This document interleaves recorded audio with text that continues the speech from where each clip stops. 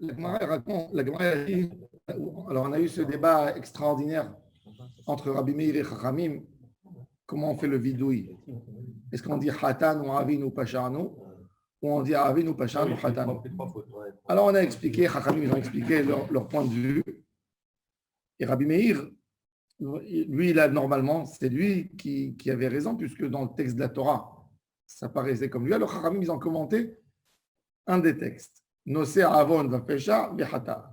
Ça veut dire que Akadosh Baruch Hu, il porte le avon et le pesha, il le considère comme un shogeg, à condition qu'on a fait teshuva, évidemment.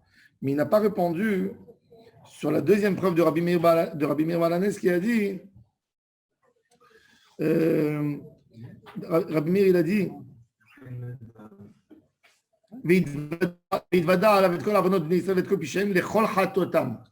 alors bon, c'est vrai qu'on peut expliquer, on peut commenter de la même manière. Bon, dans le dernier tiers de la page. Amar Rabba bar Shmuel Amarav, halacha kedivre chachamim. Le mot a dit pshita. Vadaï. Yahid Rabim. Quand on a un individu et on a une assemblée devant lui, Vadaï halacha ki Rabim. Alors le Gemara a dit non. Maoud et Tema. Mistaber ta'amed de Rabbi Meir de Kamisaya dekra de Moshe. Le texte avec Moshe Rabbeinu, il aide Rabbi Meir quand alors il dit Kamashma la Gemara raconte que quand même il y avait des gens qui faisaient comme Rabbi Meir. Il y avait un gars qui Kippour, il est descendu pour faire la fila de Kippour. Denachit, il est descendu pour. Pourquoi il dit Denachit, descendu? Parce qu'à l'époque, dans toutes les synagogues, la Théba, elle était en profondeur. Il y avait des escaliers. Jusqu'aujourd'hui, on m'a dit que, moi je n'ai pas vu, on m'a dit qu'en Hollande, quand on va descendre les escaliers. Et pourquoi? Parce qu'il faisait Mima Amakim, des profondeurs, je t'ai appelé Dieu. Et pas de hauteur, de profondeur. À Akko, il y a le Beth Knesset comme ça de. Ouais, c'est en profondeur? Je sais pas si c'est à Grenoble, ou je sais pas dans quel. Je crois que c'est à Grenoble. Ils ont retrouvé dernièrement dans des synagogues. La plus grande yeshiva. Mais est-ce que c'est aussi. C'est en profondeur? J'avais montré. Oui, il m'a montré. La maison des Lumières. C'est extraordinaire. En dessous le palais. Extraordinaire. J'ai vu avec la pierre de taille et tout ça. Oui, c'est magnifique, oui. Mais c'est intéressant. C'est pour ça d'ailleurs que dans Shulchan Aruch, ça veut dire c'était fréquent jusqu'à Shulchan Aruch, qui dit Hayored lifnei ateva. C'est pas Hayored. Aujourd'hui, tu dis Ya'ale, Ya'amod. À l'époque, il disait Hayored. Il descendait, il montait pas. La chute de Harizal, c'est le contraire. Elle est bien haute. Celle du Harizal aujourd'hui, c'est pas la vraie synagogue de la même. C'est-à-dire c'est l'endroit où il a prié le Harizal. Safed a été dévasté 4 fois depuis le Harizal, avec les tremblements de terre. Ils ont su où le Harizal priait, et ils ont fait là-bas, ils ont remonté la synagogue. Mais le bâtisse, il date pas 500 ans depuis le Harizal. Dans le Echal, c'est très mieux. Oui, d'accord, mais c'est pas. Tzfat, c'était une ville terrible. Tzfat, c'est la ville en Israël qui a souffert. D'ailleurs, Safed, à l'époque du Harizal, c'était le centre en Israël. Pourquoi c'est Jérusalem qui a repris? Parce que Safed, elle se détruisait avec les tremblements de terre. On disait que Tzfat, c'est racheté vote. Tzfat, pitom, tehares. Ouais. Et il y a eu un dernier rave, un des élèves du Baal Shem Tov, Rabbi Avraham de Ovrich, quand il y a eu un tremblement de terre, il a dit je veux monter au ciel, ça sera le dernier tremblement de terre que cette ville connaîtra. Et depuis, ça en disait, il n'y a plus jamais eu. Safed. Il n'y a plus de tremblement de terre à Safed. Aujourd'hui, les gens, ils achètent des appartements dans l'ancien quartier, ils creusent. Il y a 4 couches. Ils creusent, ils rentrent dans un autre bâtiment parce que c'était construit en arc, donc tout tombait dessus, mais l'arc, elle ne tombe pas. Ils creusent, ils descendent. J'étais un jour chez quelqu'un à Tzfat, il y avait une yeshiva là-bas. À Tzfat, la cousine de ma mère était mariée avec l'adjoint maire là-bas. Il m'a dit je vais te montrer quelque chose que tu n'as jamais vu de ta vie. On est parti dans l'appartement de quelqu'un, on a tapé à la porte, il nous a fait rentrer. Il nous a ouvert une porte du salon, tu descends des escaliers, tu descends dans la couche qui était avant. De là-bas, tu descends dans la couche qui était avant. On est descendu 7 niveaux. 7 niveaux, incroyable. Et chaque chose, c'est des salles. Et tu vois les salles avec les pierres plus anciennes encore, d'autres manières de construire, mais toutes. Sans lumière. Sans lumière, sans rien. elles sont à 30 mètres à 25 mètres sous le sol. Il y a un élévateur qui a une maison. Petite lampe torche. Très bien.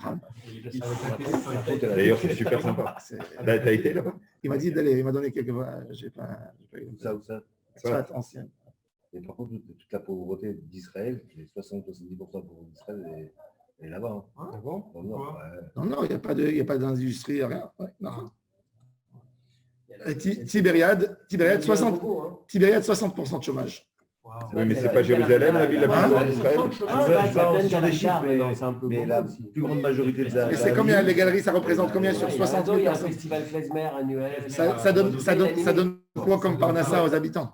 C'est pas Jérusalem, la ville la plus pauvre d'Israël. Tibériade, 30%, tu m'as dit? Jérusalem, Débrak, tout ça, c'est des religieux. Tu as raison, bon, mais ils souffrent, ça veut dire, c'est pas suffisant. Moi, je te parle de vrais cas. Ils n'ont pas su développer. C'est énorme. Ils n'ont pas su développer. Bon, Tibériade, depuis, moi, quand j'étais enfant, il n'y avait pas Elat, il y avait Tibériade.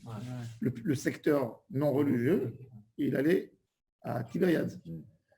Tibériade, aujourd'hui, il lui manque un aéroport, il lui manque un train, et elle est devenue 30%, religieuse. Donc, Mchat, toutes les activités chrétiennes, elles pouvaient ramener énormément d'argent. Et puis les Shabbats. Alors, tu as un maire qui doit choisir entre une population. Il est anti maintenant. Non, il a été licencié. Bon. Et il y a eu beaucoup de corruption aussi. C'est un peu la ville là-bas. Mais non, il n'y a plus Elat, il y a Dubaï. Ça pourrait être magnifique. La vue, elle est magnifique. Si c'était retapé. Tibériade, c'est 1000 fois mieux que Mais tu vois, ça, c'est le paradoxe d'Israël. Tu as un endroit machin, mais c'est tellement ripou que tu n'as pas envie d'y aller. Il n'y a pas de paradoxe. Tu as une start-up nation, dès qu'il pleut, tu as des inondations. Non, mais ils ont une croix avec des satellites et tout, et ils n'arrivent pas à faire des évacuations. Ils n'arrivent pas à faire un ritoum dans une maison. Alors, il y a eu le Shalir Tzibour qui était Yored Lifnei Ateva, des Nachit, et qu'est-ce qu'il a fait lui? C'est intéressant. Et il a fait comme Rabbi Meir. Amarle Shavak Rabanan Ve'avat Rabbi Meir. Tu as laissé Chachamim et tu as fait Rabbi Meir. Amarle qui Rabbi Meir Svirali qui dirtiv le Sefer Oraïta de Moshe. Moi, je fais comme Moïse. Rabbi Meir, c'est Moïse. C'est intéressant. On ne voit pas qu'il a rattrapé. C'est-à-dire que dans la tefila, quelque part, il y a des fois des gens, ils font une reproche au Shalir Tzibour. Non, fais comme ça. Je fais comme... Même que la halakha, ils ont dit, la halakha n'est pas comme Rabbi Meir, il est monté. Pourquoi la Gemara nous raconte tout ça? Pour te dire que des fois, il y a un Shalir Tzibour, tu l'as honoré, il est monté, il a ajouté son... Et les gens, ils lui tapent dessus. Non, laisse-le. Laisse-le. C'est pour justifier pourquoi parce qu'il y avait Pshita. Oui, d'accord, mais le Shalir Tzibour, tu vois, il n'a pas le droit de faire Tzibour. Il n'a pas fait comme la... Non, c'est-à-dire, il a une coutume. Oui. Par exemple, tu prends Sefarad Ashkenaz pour Barech Alenu. Barech Alenu. Nous, on a Barech Alenu, un petit texte, et Barech Alenu en hiver. Les Ashkenaz, ils ont le même texte et ils changent entre l'hiver et l'été. Tu n'as rien à dire, il est monté. D'accord. On est acquitté déjà dans la fila, tout le monde s'est pris. Il n'y a plus de place à la remarque. Il faut laisser leur. C'est bon. Maintenant, je ne parle pas maintenant de quelqu'un qui prend en otage toute la synagogue. Non, c'est autre chose. Ok. Ça arrive. Il n'y a pas ça chez nous. Ça arrive. Les braqueurs de tes bas. Tanoura Banan. Vékiper. C'est quoi Vékiper? C'est écrit, le Kohen Gadol, il est Mechaper sur un Vékiper Barado ou Ve'ad Beto. C'est quoi Kapara? Elle se passe où? La Kapara de Ham Israël et des Kohanim pendant Kippour. Avec la bouche, avec l'acte. Qu'est-ce qui fait pardonner? Oui, c'est vrai, c'est une bonne question. Le Kohen, il prend le taureau, il met ses mains entre ses cornes et il fait un vidouille. Maintenant, c'est le vidouille du Kohen qui pardonne, Vechiper Barado ou Be'ad Beto, ou c'est l'acte? La Gemara pose la question. Vechiper, la Gemara dit, Tanu Rabbanan de Kiper, c'est une braïta. Bekapara devarim, akatoum medaber, ata omer bekapara devarim, o eno el akapara damim. Il aurait dit, Are anidan, je fais un kalvachomer. Neemra kan kapara, veneemra lealan kapara. Ma kapara ha'amura besaïr devarim, de la même manière que la kapara qui est écrite. À propos du saïr, ce sont des paroles. Ah oui, Af kapara amura bapar devarim. C'est une parole. Parce que dans l'Azazel, il n'y a pas d'Azat Adam, rien du tout. Nachon. Veim nafshecha lomar. Areu Omer, et si tu veux me dire, non, il y a un texte qui dit écrit à Aaron et parahatat asher lo vechiper barado be'ad beto. Donc tu vois que c'est quoi qui fait le kapara? C'est le parahatat. Donc c'est l'acte. C'est peut-être matan damim, c'est le sang aspergé sur le misbéach. Alors il dit vechiper asher lo vechiper barado be'ad beto. Va'adain lo nishchat. Alors il te dit va'adain lo nishchat apar. C'est pas vrai, il n'a pas encore été égorgé. Donc tu vois que c'est le vidouille. Alors la Gemara dit maï veim nafshecha lomar. Qu'est-ce que ça veut dire? C'est pas une question, c'est pas là. Non, il a répondu. Là, il dit mais qui va te parler de Shalom Vechiper Baado Be'ad Beto? Point. Donc il te dit non. Et tu vois que la capara elle s'est fait.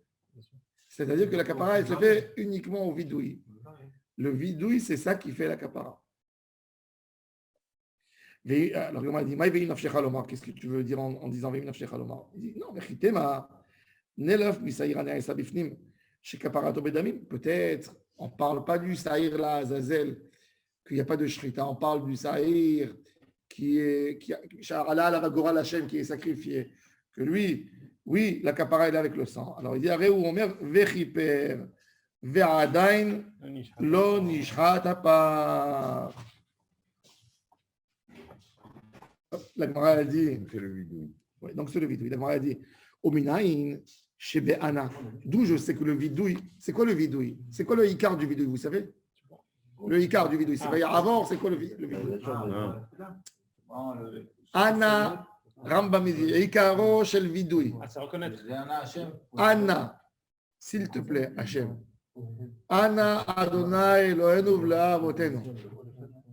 תבוא לפניך תחינתנו, ואל תתעלה מעל מתחינתנו, שאין אנחנו עזי פנים וקשרים לומר לפניך, צדיקים אנחנו ולא חטאנו, אבל חטאנו. Aval, ça veut dire c'est non comme ça, mais comme ça, comme quand on dit en français, aval. En hébreu moderne aujourd'hui, c'est pas, ils ne savent pas c'est quoi le mot aval. En français, on l'a gardé. En hébreu, ça a changé et là. Alors, le kara et la kara. Mais à l'époque du Talmud, le langage, c'est aval, comme en français. Pas comme ça, mais comme ça. Alors, ça, c'est le ikar du vidouille. Et ça, c'est la kapara. Ouais. Ominaïn, chez Be'ana, Neymar kapara, kan kapara, veneymar lalan bechoreb kapara. Dans le Maaseh à Hegel. Ça veut dire en fait que le Vayavar, il est moins important que ça. Vayavar, c'est pour radoucir. Après, c'est Akadosh Baruch Hu, il a dit. Il a dit à Moïse. Parce que Akadosh Baruch Hu, il a dit à Moïse, chaque fois que je serai en colère, de la même manière que je me suis dévoilé devant toi, au moment où il y a eu le veau d'or et j'ai gracié Am Israël, fais-moi ce céder chaque fois et moi je vous pardonne vos fautes. C'est de là on a appris Hachem, Shlosh Yisrael Midot, Shenam Shavot Rekam. Tout le temps. Tu fais avec Kavana Hachem, El Rahon, Vechanoun. C'est pas moins important. C'est un moment extraordinaire. Et le Vayavar, c'est Hachem qui te pardonne. Toi, tu demandes et Hachem il te pardonne. Donc, le pas que tu fais, c'est le vidouille. C'est le reconnaître la faute. C'est quoi la différence entre Azazel, on dit. On va arriver, on va tout de suite. On va arriver. Alors il dit, Afkan Ba'ana, Uminayin chez Beshem, d'où je sais que c'est Beshem Hachem, Nehemar Ana Hachem, c'est là-bas le pardon. Nehemar Ken Kapara, Nehemar Be'agala Arufa, Be'agala Arufa dans la génisse. Kapara Mal et Alan Beshem, Afkan Beshem, Amar Abaye, Bishlama Chorev Be'agala Arufa, Lo Yalif, Maïde Ava. Il dit, on ne va pas apprendre ce qui s'est passé Matan Torah avec Cheta Egel de Egla Arufa. Egla Arufa, ce n'est pas évident que ça va se passer. Prendre une évidence. Mais Arufa, je peux apprendre de Matan Torah, de Cheta Egel. Et là, Egla Arufa, Telif Mechorev. Alors il dit, Vechitema Achinami, peut-être oui. Il dit, Ve'adnan HaKohanim omrim kaper la'amcha Yisrael, ve'ilu be'ana lo ka'amar kashia. Quand le Kohen il faisait vidouille, les Kohanim ils faisaient comme un orchestre. Kaper l'Amcha Israël. Ana Hashem. Ils faisaient des chœurs comme ça. Non, c'est vrai, c'est ce qu'on a vu. C'est ce qu'on dit dans le Seder Avoda. Ana Hashem. Kaperna Lachataim. La Avonot, la Pécha. Ah, c'était qui les Kohanim? Donc lui, il disait Ana Hachem, et tous les Kohanim, ils criaient Kaperna. Ah, Ouais. Ça doit être sympa. Bonne ambiance. Vem Onim Acharav. Tanya, Rabbi Omer. C'est quoi la difficulté ici? Pardon? C'est quoi la difficulté? Non, la difficulté est d'où on apprend le Noussar du Vidouille. Est-ce qu'on apprend Kippour de Egla Aroufa ou Egla Aroufa de Kippour? D'accord. Alors la Gemara, elle a dit, elle a voulu dire qu'on apprenait à Egla Aroufa de Kippour. Finalement, la Gemara, elle a dit que non, qu'il y a une question, qu'on ne peut pas apprendre de là-bas. Elle est restée en question. Non, on ne sait pas. Maintenant, le Kohen, il mentionne le Shem HaMeforash et les Kohanim répondent derrière lui. Baruch Shem Kivod Malchuto Le'olam Va'ed. D'où je sais que si j'entends un homme qui crie à voix haute Shema Israël, je suis censé à dire Baruch Shem Kivod Malchuto Le'olam Va'ed. D'où je sais que quand il y a quelqu'un qui fait une bracha, je suis obligé de répondre Amen. Pourquoi? Où c'est écrit? Où c'est écrit que quand il y a quelqu'un, que quelqu'un peut m'engager, peut m'obliger à dire Baruch Shem Kivod Malchuto ou dire Amen? Moi, je suis là en train de dire quelque chose, il y a quelqu'un qui fait une bracha à côté. Pourquoi? Où c'est écrit dans la Torah cette notion de devoir répondre Amen? Alors, à votre avis, d'où on apprend? Non, moi, c'est logique, parce que c'est comme si un roi passe devant nous et on ne se lève pas. Non, c'est pas moi qui l'ai appelé. Mais il y a un gars, il y a un enfant, il a pris une pomme, il a fait une bracha. Moi, je suis obligé de répondre. Ouais. Où c'est écrit? D'abord, où c'est écrit? Non, mais d'où tu as fait rentrer cette halakha là qu'il faut répondre? Tu veux dire quoi? Tu veux dire que Minatora, il n'y a pas de halakha? Où il y a cette notion? Où il y a cette notion que tu dois dire Baruch Hu, Baruch Shemo? Où il y a cette notion que tu dois dire Amen, Baruch Hu, Baruch Shemo? Elle vient d'où? Il y a eu un cas où quelqu'un a dit Amen. Hein? Il y a certainement eu un cas où. Non, quand on est. Oui, mais d'abord, d'accord, mais c'est pas un ordre. Mais c'est pas un ordre. C'est pas un ordre. C'est un exemple. Oui, mais on apprend. On apprend. C'est avant le Métan Torah et c'est Midrash. C'est Midrash. Il a raison, c'est Midrash. C'est pas écrit dans le texte. On a vu Rashi maintenant, ça y est. C'est pas dans la Torah. Il y a à propos du mont Ebal. Mais justement, il a amené ici une belle preuve. Il a amené une preuve de.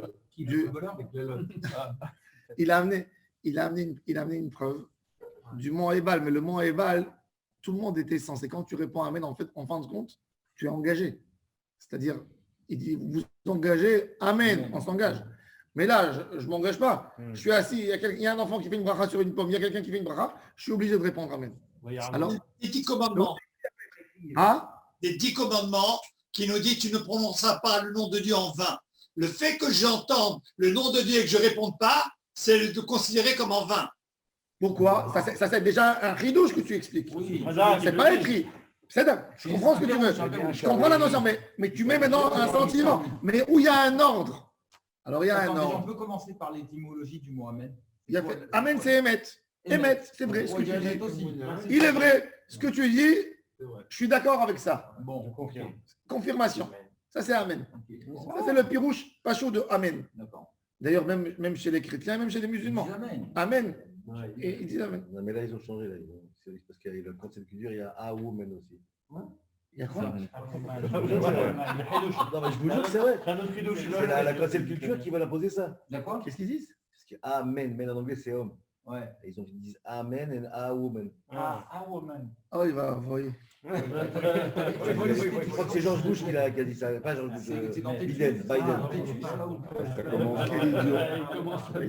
commence. Bon, en tous les cas. Les chrétiens, ça fait ça toute notre histoire. Oui. Il a rajouté, il modifié. Amen, alléluia.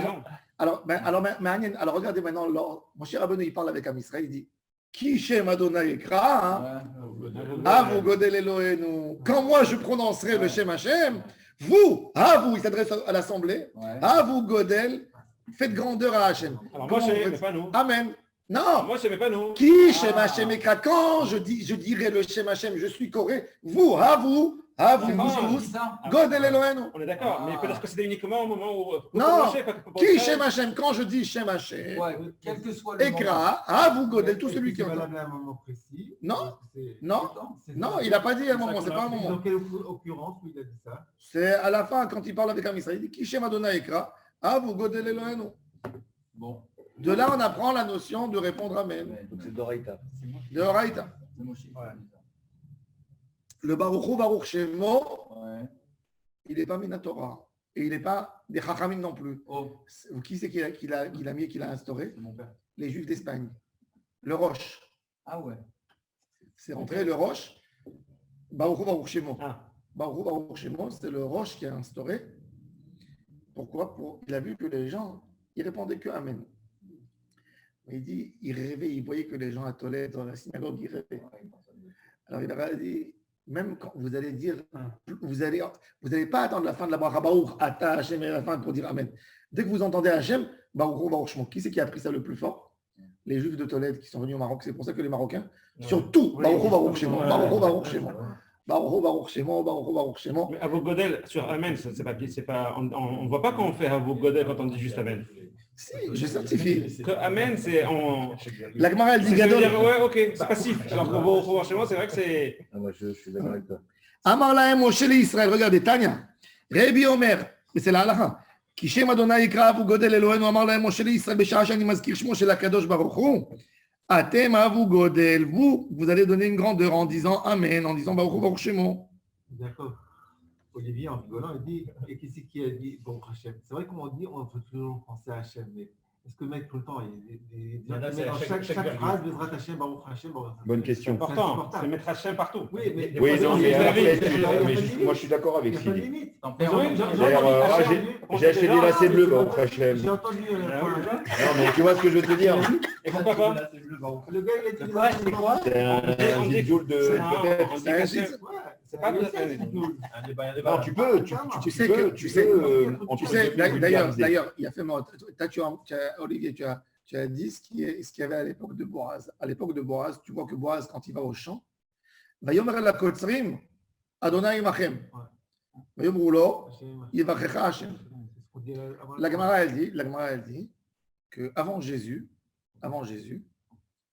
on employait, c'était chez les Juifs, toujours, ça veut dire. Et d'ailleurs, c'est comme chez les musulmans. Aujourd'hui, les musulmans, ils ont pris la coutume des Juifs ancienne, que n'importe ce qu'ils font, Bismillah, Allah Rahim, avec le nom de Dieu. Et quand un musulman, même quand il t'invite à manger chez lui, il te dit Bismillah, rentre. Non, mais c'est Avec au début, c'est pas. Non, tout le temps. Et toi, tu le réponds avec Shem Hashem. C'est fréquent. Maintenant, pourquoi ils ont arrêté ça?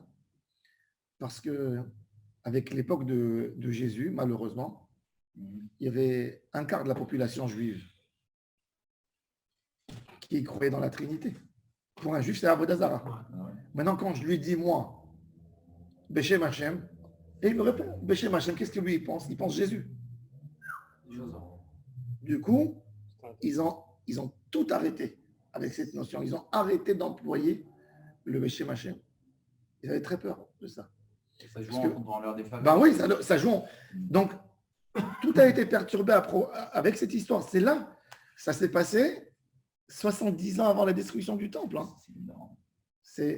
Et de là, maintenant, après, bon, avec le temps, c'est sûr, les Juifs du Maroc, les Juifs qui étaient dans les pays maghrébins, etc., Maroc, Tunisie, Algérie, ils étaient avec les Arabes, que eux disaient Beshem Hashem, Beshem Hashem. Donc, ils ont repris. Jadla et toutes les attachés. Ils faisaient comme ça. Non. Mais l'idée, c'est ça. Et le truc de Baruch Hu et Hashem. Mais avant, les Juifs, ils disaient même pas Be'ezrat Hashem. Ils disaient Be'ezrat Ado. Non. Oui. Parce que vous savez que Allah en arabe, c'est Shem Hashem. Il faut savoir que Dieu, en français, le mot Dieu, c'est comme si tu dis Ado. Ah ouais, c'est un son de dire. C'est pour ça qu'il ne faut pas l'écrire aussi. C'est pour ça que même si tu as écrit, avec une intention de glorifier Hachem, que Dieu te bénisse dans une lettre, tu ne peux pas la jeter à la poubelle. Ah bon? Ouais. Non, mais même en CP, je ne parle jamais, moi. Je mets Les des. 3 points. Les 3 points. Mais c'est pas Seigneur, il y a donc Hashem. Non. Non, quand tu parles Dieu, tu dis. Kinouim, tu parles d'écrire. des kinouim Quand tu écrits. parles, tu dis Dieu tout-puissant ou. Non, Ouais. Quoi. Ça aussi, c'est. Oui, Ah oui. c'est chez Machem. Tu n'as pas le droit de dire ça Alors, avec nous, voix quand dans on ton dit phrase. Dieu, c'est comme si en hébreu on disait ado. Oui, c'est comme si tu dis. Alors, on on fait plein de fautes. Hein. Bah, il y a des fois. c'est toi la chave, mais faut pas l'utiliser en vain. Par exemple, il y a une phrase Non, en français. mais, Adieu. Adieu, c'est terrible. Ouais. Adieu. Adieu de peine. Non, pas de peine. Ou de dire. Ou de dire, il y a des fois des phrases que tu n'as pas le droit de dire. Ouais. Comme en arabe. En arabe, quand quelqu'un il insulte avec Shem Hashem. Quand quelqu'un il insulte avec Shem Hashem, que c'est fréquent, que Dieu Les préserve. Arabes, ouais. Non, c'est-à-dire, je ne veux pas dire quelle est dame, mais il y en Assaut. a qui insultent. Bon, beaucoup comme ça. bon, Je sais pas quel- oui. Oui. Et c'est pas de chez nous, c'est pas du Maghreb. C'est bon. On va dire comme ça. Ouais, mais bon, Bah, du Maghreb, il y a ça des dépend. communautés. Pourquoi? Parce que dans la région, les musulmans étaient moins religieux. Ils employaient le nom d'Hachem pour Maudire, maudire. pour de vrai. Alors, Alors, il faut faire attention. on dit on ne va pas prononcer le nom de Dieu en Et là, vain. t'as Dieu, hein. En vain. T'as pas le droit de dire Stam mais- gut en anglais Ok. parce que c'est chez Hachem. Mais alors, Ouais. Oui. T'as pas le droit de faire rentrer aux toilettes Et de dire, oh my un God. texte qui est voilà, oh my God, ça c'est très très grave de dire ça. alors, le fait Ça, de vous dire, avez, de hein. le dire dans chaque verset, Extraordinaire. Oh my de le God. dire à tout bout de champ, parce my que c'est God. des habitudes de vocabulaire, c'est une prononciation en vain. Ah, non. Non, Tout nom qu'un être humain et que les humains ont compris que ça veut C'est Dieu. signifier C'est ça. Dieu, c'est un honneur à Hachem, peu importe. D'accord. Parce que même le Shem Hachem, il n'a pas de nom. Il n'a que des kinouim. En réalité, c'est ce qu'il Ouais, représente c'est- pour nous. ouais, C'est c'est pas ça. son nom à lui, il n'a pas de nom. Ouais, c'est un concept. Donc, du moment que l'humanité a décidé, ces humains, ils ont décidé de l'appeler comme ça et les autres, ça devient un nom d'Hachem, il faut faire attention. Bon. On revient maintenant à la Mishnah. Non, mais juste, si tu dis dans un vrai contexte, ça doit le dire. Oui. Non, mais le vrai nom, en hébreu. Oui. Bah, par exemple, quand moi je dis Odou Lachem Kidom, je pourrais dire. Bien sûr, Odou Lado, oui. Oui. Et ça aussi, c'est Mougzam de dire au Non, tu le dis bien comme Alors, qui est enchanté, écrit. ça sent. Enchanté, et dans les Nulat, avec le mot ado. Ado, et plus que ça encore. Il y avait au Maroc à l'époque, il y avait un rave. Non, mais c'est dans le cas d'une fila. Non, Non, les Nulat en c'est un chantant vieux, pendant un comme repas, ça, etc. Ils prennent un pasouk, Ouais. Ana Hashem Oshiana, Ana Adonai Yoshiana, Ana Adonai etc. C'est plus tard, vous êtes Oui, sûr. t'as un bail, bien sûr. Du moment que tu dis un texte, tu peux dire, même quand tu fais une fila, tu as le droit. Télim. Tu fais une fila qui n'a pas été écrite par les Anshek Nestagedola, par le Hida, par l'écouté de Philot, et tu veux parler avec Hachem, tu as le droit de dire Je sais Ana pas qui Ado. écrit, ouais. Tu peux. Je sais pas qui c'est qui a écrit. Qui a écrit le Hallel, Odou Lachem. Non, c'est des textes de David Ameller, de Tehillim. Ça, c'est plus tard. Oui, mais même plus que ça encore. Même quand tu veux faire un Yahi Ratson à Hachem qui te donne quelque chose. Tu dis Hachem, protège-moi. Dans les Sidurim, c'est écrit avec un E. Tu as le droit de le dire Ado. Pourquoi pas? On fait Tu Télim. veux glorifier Hachem, tu veux dire son nom, que tu veux avoir un chef, le nom divin justement. Quand tu dis Hachem, c'est marrant. Attends. Maintenant, on passe à la partie du bouc émissaire. Balo le Mizrach Hazara, Litzpon HaMizbeach. Il arrive, le Kohen, il sort, alors on a dit, le Mizrach Hazara, le Mizrach de la Hazara, c'est au nord et au nord du Mizbeach, Litzpon HaMizbeach, de la manière comment il était placé. À Segen Mimino, Verosh Bet Av Misemolo. Il a avec lui deux personnes qui l'accompagnent. Le Segen, c'est celui qui va le remplacer. Et le Rosh Bet Av, c'était le responsable, c'est-à-dire il y avait 24 Mishmarot de Kohanim dans l'année. Après, à l'époque, ils en fait 48. Et le Rosh Bet Av, c'était le responsable de la famille des Kohanim. Il y a les Kohen Skali, les Kohen Sola, les Kohen. Ils viennent, ils se rassemblent de tout Israël, des groupes de Kohanim, des milliers de Kohanim qui prennent les 2 semaines du travail au temple. Alors, celui qui était, ce qui pour ça bougeait, celui qui était le Rosh Bet Av, lui, il allait à la gauche du Kohen Gadol, il y a le Kohen Gadol au milieu, son bras droit à sa droite, et le Rosh Bet Av, Misemolo. Et qu'est-ce qu'il fait? Vesham Shne Seirim, il y avait les 2 boucs. Vekalpi Aitasham, il y avait une boîte pour tirer au sort. Ubashne Goralot Shel Eshkero. C'était fait avec du sapin c'était du qui était riche. Il a offert pour le tirage au sort des morceaux en or qui avaient écrit sur un l'Hachem et sur l'autre, on va voir est-ce qu'il était lisse ou c'était écrit dessus la Azazel. Et on tirait un. Il y a la Gemara avait expliqué après qu'il tirait en fait les deux. Il ne regardait pas, il posait sur la tête des deux boucs. Et on regardait, après on voyait, ah celui-là c'est pour sacrifier et l'autre c'est pour envoyer. Ben Katin, il y avait encore un Kohen Gadol qui était philanthrope. À Sayud Bet Dad Lakinor. La Kior. On a expliqué, si vous vous souvenez, on faisait un tirage au sort. On faisait un tirage au sort par rapport aux tâches du bar.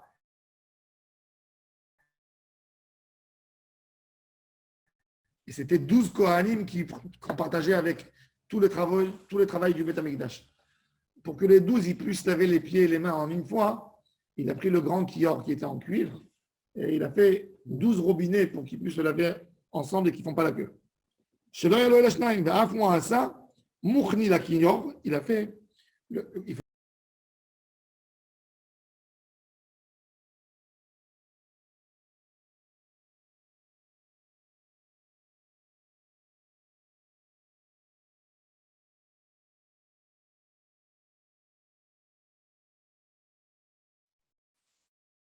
Charlie, tu nous vois?